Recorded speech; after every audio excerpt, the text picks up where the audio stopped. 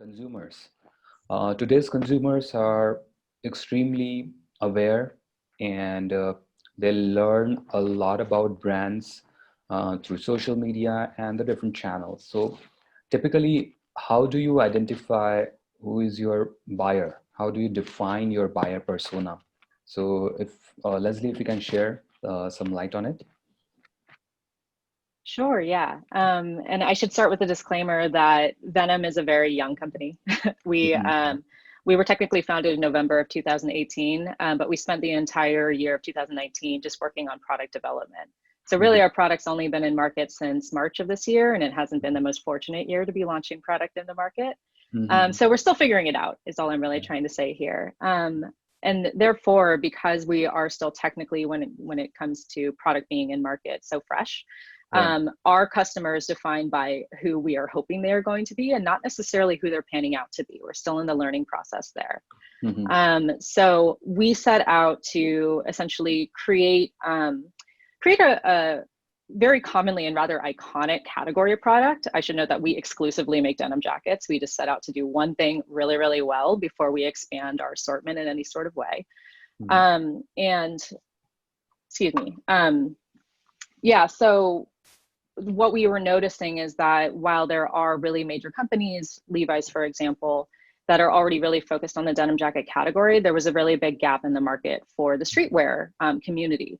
Basically, when I decided that I wanted to wear a denim jacket for the first time, which actually took 20 to 25 years of my life, Yeah. I knew that I wanted something that was like cooler and also a little bit nicer than sort of like that $95, even $70 price point that you might get from a major supplier. But then I noticed that the Mhm. jump to something really, really special was like a $1,500 off-white jacket or a $3,000 Gucci jacket. There was this really big gap in Mhm. between.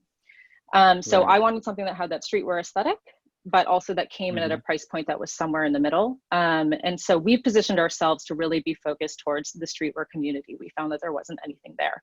So the way that we've started Mhm. defining our customer is gravitating towards streetwear, also having Mhm. values that align with things that are a little bit more progressive, such as Yeah. genderless clothing. Right, there are definitely Yeah. categories where that makes sense. I don't think denim jackets is one of them, so we're really trying to move away from that. Um, Yeah. by accommodating that, we have also developed our own size ranges that are completely unisex and numeric.